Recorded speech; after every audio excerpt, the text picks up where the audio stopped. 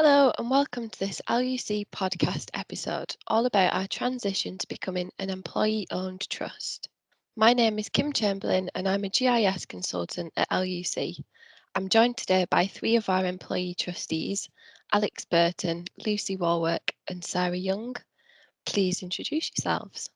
Hello, I'm Alex. I'm a landscape architect at LUC. I've been with the company for about 7 years now, and I'm an employee trustee.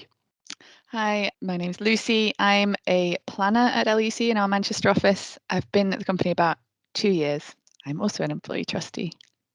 And hi, my name's Sarah Young. I'm a Director of Planning at LUC, and I've been here for over 20 years. I started as a graduate, it's going to make me sound old, in 1998. So I've seen the company grow from about 60 employees to nearly 200 we've got today.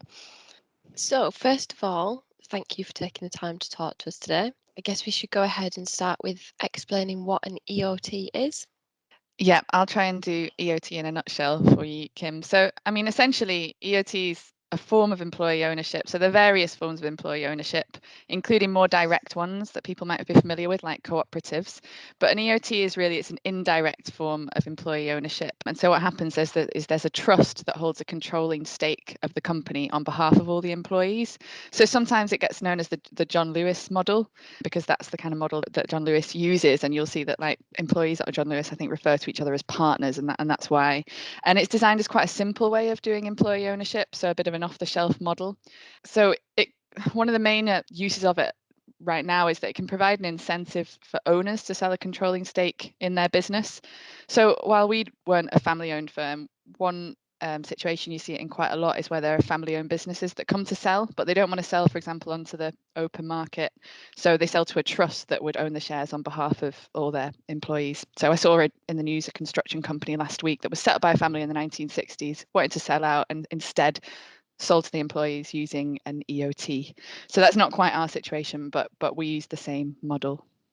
That's quite a good way of explaining it, the John Lewis and partners, because they all have on their badges, don't they? Partner, which is quite nice. Yeah. So how was the decision made to become an employee-owned trust, and why was it deemed suitable for LUC?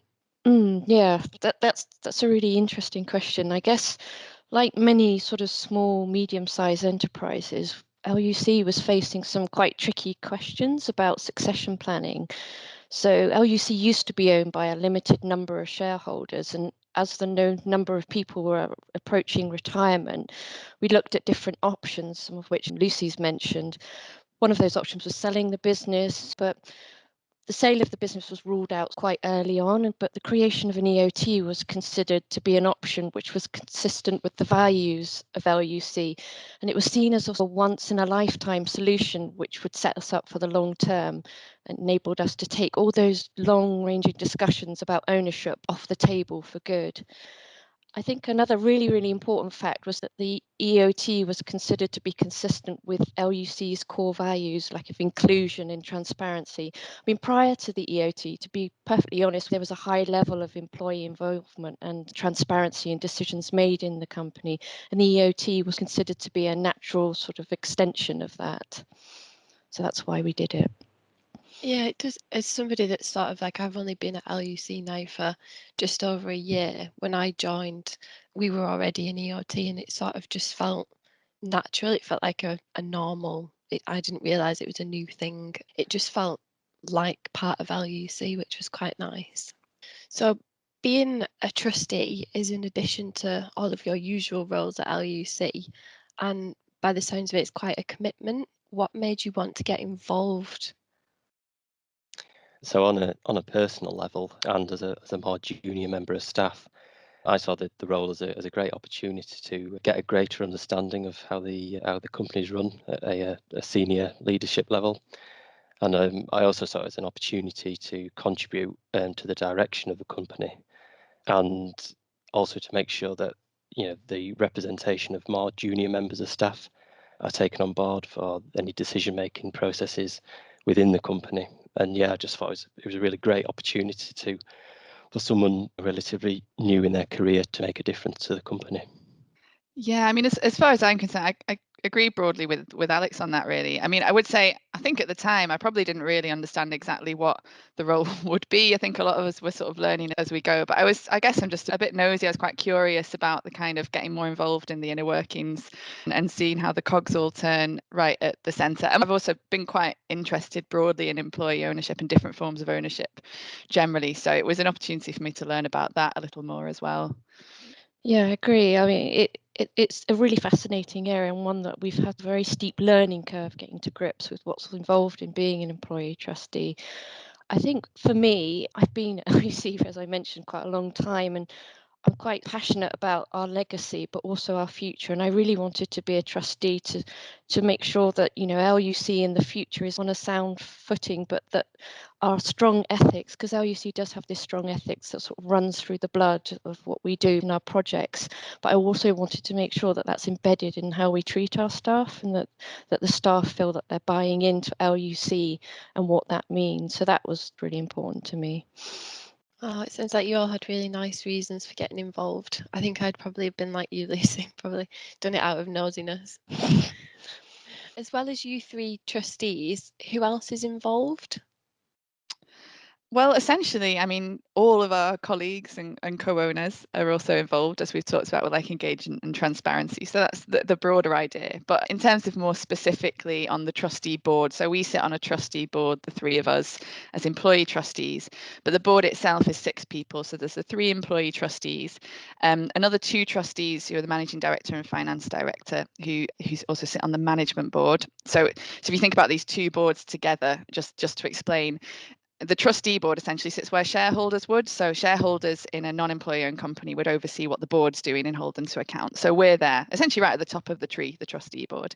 So we'd have 2 people from the management board, and then we would also have the 3 people from the management board, because the third person would be the chair of the board, who's our kind of independent director, Sue. So that's who would sit around the table at a trustee board meeting. So they do help to provide the link between the management board and the trustee board. But really, as employee trustees who are not involved in the management board, we do work together with them, but we also see our role very much as scrutinizing what they're doing and holding that to account, basically. So what do your roles actually entail, and has it been as you expected? Yeah, sort of quite wide ranging really, but I think Lucy mentioned predominantly what our role's about, and the key focus is actually holding the LUC management board directors to account and scrutinising their activities. That's both in terms of the preparation and application of the actual company strategy, but also in relation to the company's financial management as well. So as trustees, we're closely involved in reviewing and discussing the company strategy and finance issues as well, and also making sure that employees have the opportunity to feed in, which is really, really important. So in practical terms, we have quarterly EOT meetings with the full board of trustees. However, since the pandemic struck last year, we've been having fortnightly catch-ups with our managing director, John Grantham, as well, just to discuss various issues. And I think the pandemic has really brought the financial stability of the company and the well-being of our staff into really sharp focus. So those discussions, I think, have just been really, really valuable. And despite, you know, the situation that we've all faced over the last year, you know, LUC's managed to flourish, and I think the EOT has played a role in that. And I think that's why we see that there's real value in the EOT approach. So in terms of you helping our employees and sort of being there as a bridge across the gap, if someone were to have a query or a comment on something, is there a process that they would have to follow, or do they just email one of you and you guys sort of individually make a decision or answer it, or is there like somebody who ultimately makes a decision, or is it like a collective thing? So we pride ourselves on being open and approachable, and if an employee has a question or a query for us, they can either email our dedicated employee trustee email address, which one of us will pick up and respond to, or alternatively they can just email or call us directly. And then usually any queries we'd discuss between ourselves, so the 3 of us here, and then we raise these our fortnightly discussions with the managing director, John Grantham. But I think if anything is a bit more urgent, we just contact John or the senior leadership team directly and just, discuss what's been said and see how we can take things forward. And also, in addition to that, we've had a number of all-employee question and answer sessions, which are an online event, which all employees have attended, and they've gone down really well. And it's basically where, if there's anything in the company that's quite large, for example, the new emergency COVID strategy, and also our quite recent company strategy. If we had 2 sessions for those, so where employees can ask live questions directly to the senior leadership team, and we chaired those just to make the whole process a bit more fluid, and they went down really well. Cool. It sounds like there's sort of a mixed approach to queries and things like that. And I guess you just have to be sensible, don't you? If there's something that you can't answer yourself, you sort of deal with it together, which is quite nice. Yeah, I mean, all questions are valid, no Yeah. matter how small. But we act almost as a bit of a, as you say, a bridge between ourselves and the senior leadership team. I think one of the challenging elements of the employee trustee role is knowing when there are questions that we should deal with, or knowing whether maybe it's an issue for our people and culture team to deal with as opposed to us. So sometimes, we're learning as we go along, but I think as time goes on, we get better at knowing which are employee trustee issues and which are sort of for other members of the sort of management staff to deal with. I think right at the beginning that was framed as not the bike shed issue, so I think when we first had initial discussions about what's our role, there's this idea of we're looking at strategic issues that are about the broad future stability of the company and this kind of thing, and we're not supposed to get involved in bike shed issues. So if someone wants more space in the bike shed in the Manchester office, that's not really our bag, but sometimes there's a grey area and it's difficult to know exactly where that line lies. But yeah, that's been something we've been trying to get our heads around over the year. I guess it comes as part of sort of, you guys are sort of really approachable, so people would just, I know myself, Lucy, as you're our trustee in the Manchester office, if ever I sort of have a query about anything, I just think, oh, I'll just ask Lucy. That's good news. Hope so. Yeah. We're not too terrifying. No. So what have been the benefits of LUC becoming employee owned? Obviously, you've talked about the transparency and everybody being involved and that. I was just wondering if there are any other benefits that you guys sort of have seen. Yeah, I think there are a number of benefits from being an EOT. In terms of the employees, everyone now is a part owner of the business, so we all own a stake in LUC, and I think that's really important. It also means that everyone receives an annual profit share, depending on how well the company's performed, but up to £3,600 of that could be tax-free, so I think that's a real benefit. And over the longer term, we'll enable higher percentage of profits to be paid in bonuses, as we won't need to be paying out to shareholders. So that's really good. It also, I think, really importantly for LUC, it protects us from takeover and enables us to maintain our identity and our strong ethics. So, we're not subject to the whims of shareholders or a single owner. We can make sure that we're progressing in a direction which is true to our ethics and belief, which I think is also really important. And then I think, as we've already touched on, it just enables us to ensure that those ethics are reflected sort of socially, by making sure that our staff are well looked after. And that's important not just to retain sort of high levels of staff satisfaction, but it also means we can attract the best and the brightest to LUC in the future, hopefully. So again, I think that's another real benefit. So as well as all these great benefits that come with being employee owned, have there been any downsides to the change?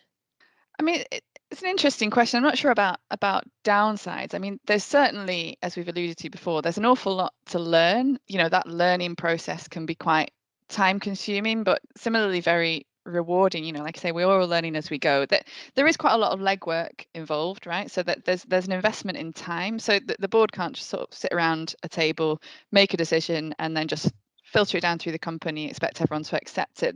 There is a more kind of probably a more resource intensive process to go through of consulting people, because essentially you're now accountable to them rather than the shareholders. So we've been consulting a lot more widely on decisions and strategies. So I think Alex mentioned this kind of company strategy and the plans that we had to put in place to deal with the COVID pandemic, that kind of thing. But I think really, I certainly think of that very much more as an investment, because it really builds something. It builds this sort of intangible asset of having a company where everyone's engaged in what's going on in the future, rather than just sort of going about their daily jobs and waiting for decisions to be passed down. So I think you have to take that whole cost benefit analysis into the equation, really. That time spent doing that is not really a cost. It is more of an investment, as I see it. Cool, thanks, Lucy. It's interesting to see that it's not, even though it seems like it's all super, it's good to sort of think about the other side of it, isn't it? So you've all been in the roles now just over a year. What have been the most rewarding parts of the job, and what have been the most challenging? Yeah, it's an interesting one to think about this. I don't know whether Sarah and Alex will have the sort of same opinion. I mean, for me, the most rewarding part for me personally, apart from getting to work with Sarah and Alex a lot through the year in these trustee meetings that always overrun, so we spend a lot of time talking to each other. For me, kind of more broadly, it's, again, as I mentioned before, I was always quite interested in employee ownership and different forms of ownership. So for me, it's about being part of something a bit bigger as part of the employee ownership movement and the co-op movement, for example. So it's about a really different way of thinking about ownership, this sort of third way between sort of state ownership and private ownership. You've got this grey space where we sit, employee ownership, which often doesn't really get thought about very much. And I think that, I personally think that's kind of quite sort of quietly revolutionary. I wrote a piece for LUC's website where I go on about Preston and the Preston model, which I do quite a lot, because there's been a sort of live experiment there in what happens when you make employee ownership a bigger part of local supply chains and how that can build real wealth in a community. So I could go on for hours about that. But for me, being part of something broader like that is really important. In terms of the most challenging parts, obviously the pandemic, we've been thrown in hugely at the deep end with the Trustee Board, having to deal with everything that 2020 threw at us, a bit of a baptism of fire. So that was obviously challenging, getting our head around the new terminology. So not using the word bonus and using profit share instead is one we're familiar with. But I think just to pick up as well on something that Sarah was saying earlier about making sure that we understand what's going on across the company. So because we are kind of, in the terminology, sort of expressing the wishes of all the employees, we really need to make sure that we understand the pulse of what's going on at the company, and that is quite challenging, I think, particularly while we're remote working and not in offices. But even if we were in offices, there's always this concern when you're doing something like this that you'll only hear the voices of those who shout the loudest, or people at certain levels of the company, the kind of people who are more likely to come to you with their concerns. Like Alex said, more junior employees who potentially wouldn't normally see this as part of their role in a normal company. So really trying to keep as many channels open as possible, so that even those who might kind of sit there quietly with views on the company that they keep to themselves feel like they can have a voice, because they're a co-owner as much as anyone else is. So yeah, just understanding the breadth of views across the whole company, because then we have to take those on board, sit back and help make decisions that are the best for the company as a whole. So that's not easy to work out. It's interesting sort of puzzle, but it's not easy to work out. So how do you see the EOT making a difference going forwards for LUC? So I think this is sort of one for us all to chip in on. But me personally, I believe it puts us in a position of real relative strength and stability, and the transparency of decision making processes, and as well as how the company is progressing, and also the financials has really strengthened the level of trust within the company for all employees, which has put us in a really good position specifically for the COVID pandemic and all the restrictions that have been involved there, and working from home, where trust is really quite vital. And also the EOT structure provides a sense of ownership, as sort of been alluded to before, where all employees can contribute to the decision making process, and the annual profit share is a way that employees can be rewarded for all their hard work. So they're not, if you work hard, you get rewarded, instead of working hard and potentially the profits from that go to paying dividends and such like.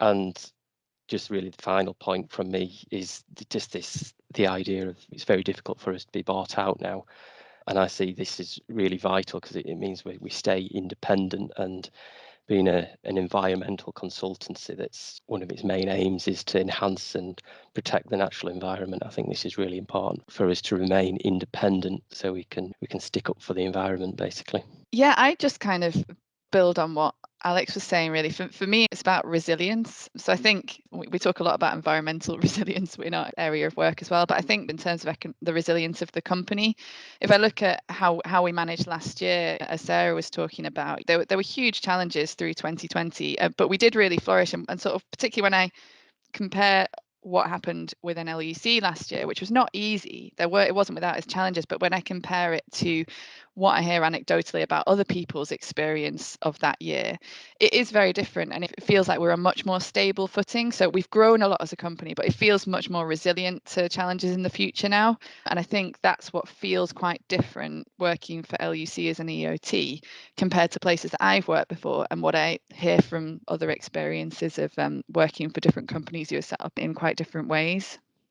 Yeah, I really agree with that, Lucy. The COVID pandemic has really tested our management structures and how the company works to its full extent. And we are at an early stage really in our EOT journey, but I think it has made a difference already. As Alex mentioned, that transparency and communication has absolutely been crucial through the pandemic, and that's really paid dividends. And hopefully, I think that will lead to an even greater sense of working towards this common cause as a company. And again, that's just crucial to make sure everyone feels part of that ownership, and ultimately to make sure that each and every employee at LUC feels that they now have a voice and they have sort of a sense of direction, and that they can input into that future direction of LUC. Yeah, and I know you said, Lucy, that this year has been sort of a baptism of fire, but really actually it seems like it's been the best thing that we could have done. It seems like we've thrived, and it'll be really nice to see sort of how that develops even more over the coming years. Yeah, it's just the beginning. Well, thank you all for taking the time out of your busy days to chat, and that's all we have time for. If you would like to learn more about what we do at LUC, please visit landuse.co.uk. See you soon.